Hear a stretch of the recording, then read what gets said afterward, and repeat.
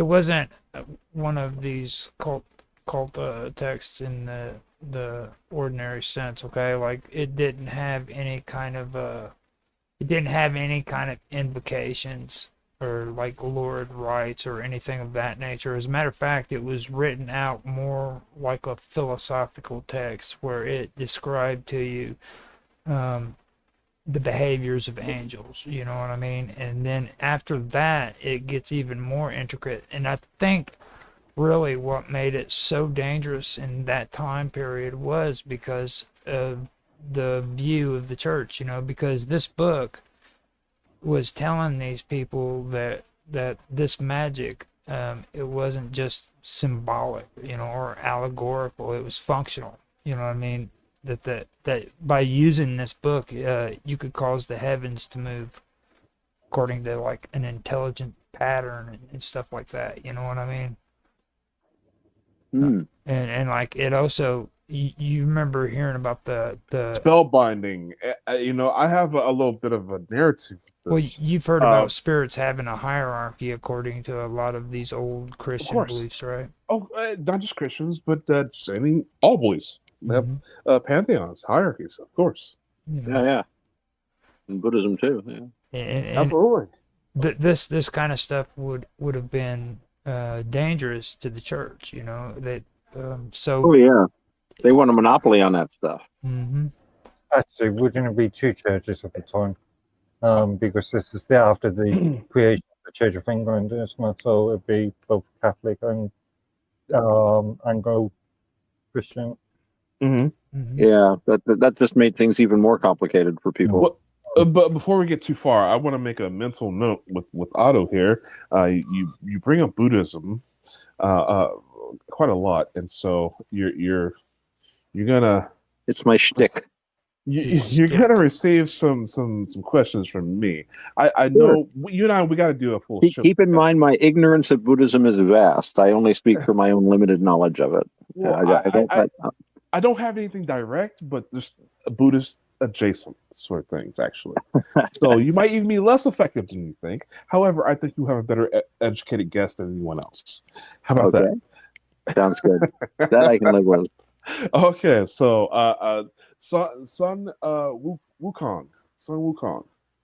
Uh-huh. Can we talk about the Monkey King at some later point? Yeah, after this show where we're discussing the Book of Soiga.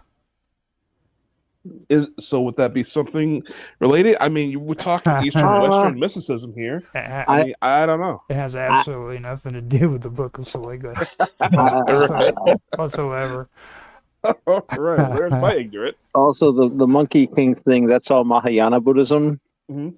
And I'm a Theravada Buddhist, or as I like to think of it, actual Buddhism.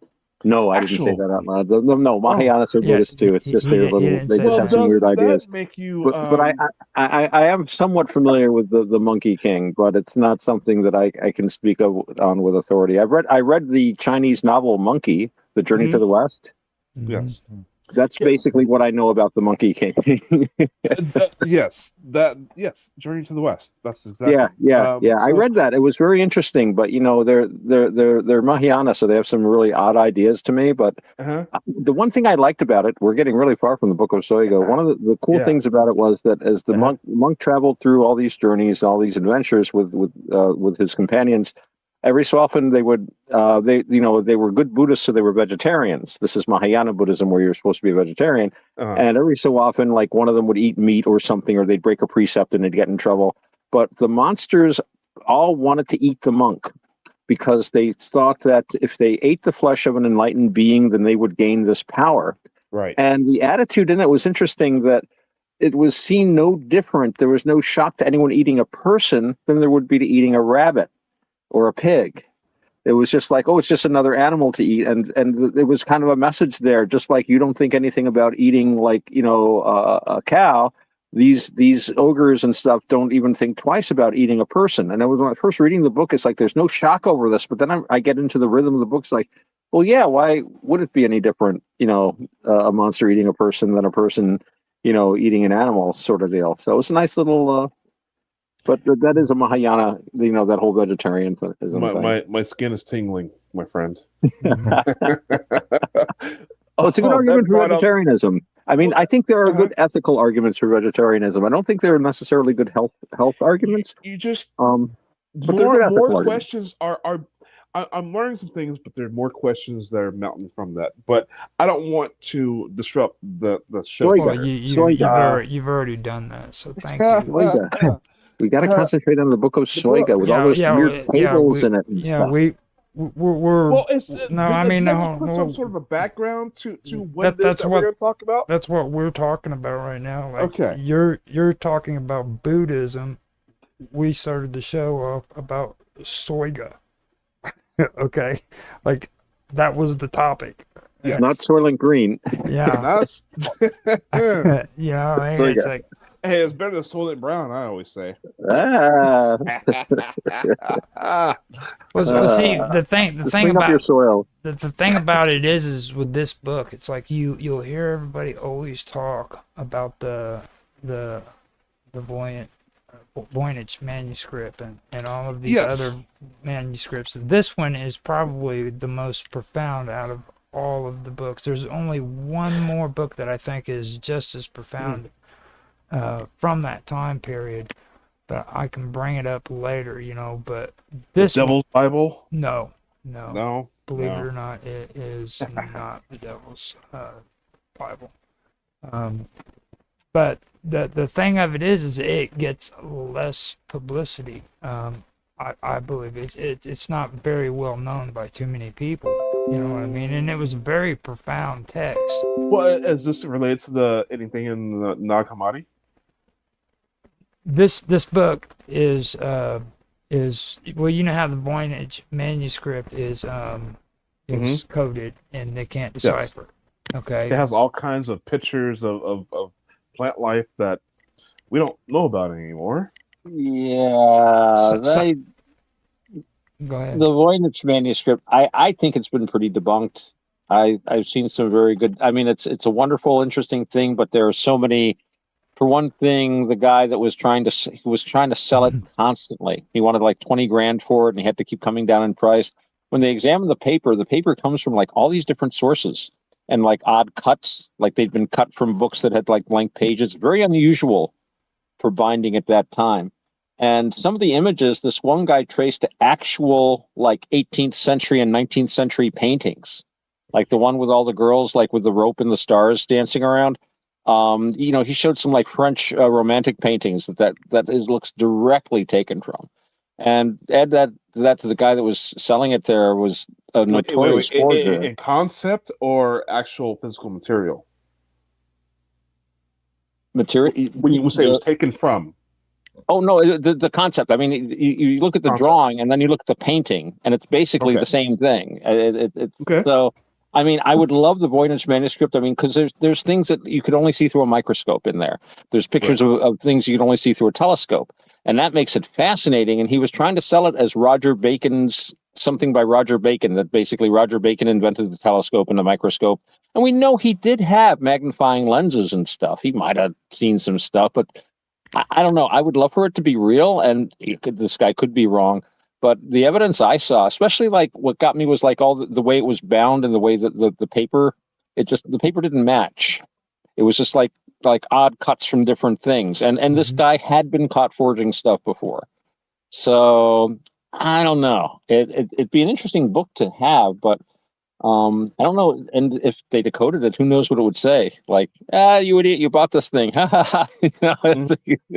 Maybe when we decode it, we'll get the real truth behind it. And I do have to agree, because like when they did research, they found out that these pages, it looked like there were bits and pieces that were added to it from different books that they don't know where those came from. So they kind of like came through. I think there were some questions of the ink as well. Mm-hmm. Yeah, absolutely. Yeah. Well, and so I kind of want to just add a parallel to this. I'm not quite sure what the book is that we're supposed to be talking about. Now, we see now that we talked about science and magic. You know how science relates to history and religion, And now we're talking about trying to interpret something from the past as history when it could have just been fiction. How about that? No, I mean you got Meant to be fiction. Hold up. Now, people get caught up in this whole thing like history has to be fact. Now, when it comes to what fictional books that were written, so Shakespeare wasn't a part of history, which I don't believe Shakespeare was actually a real person. I do believe that it was a pen name.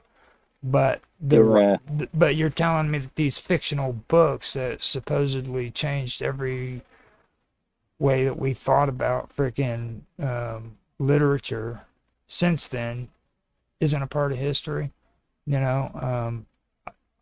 That's the thing. No. I'm not saying that, but it's to detail some sort of universe that is not current today, and it's from the past. Now, are we to discern that as history or just pure religion that could possibly have been fiction altogether? Well, history is a story we tell ourselves today, you know, and we go to movies, don't we? We go to movies, we watch television. I'm a writer. Didn't they have their own form of television back in the old days? It could have been a fictional book. Why is everything accurate history? The thing about history is it's all fiction in a sense, because you have to, you know, reduce something that's indescribably huge down to like a few lines. You know, we have some of these old English annals, you know, year whatever, hard winter, king such and such died.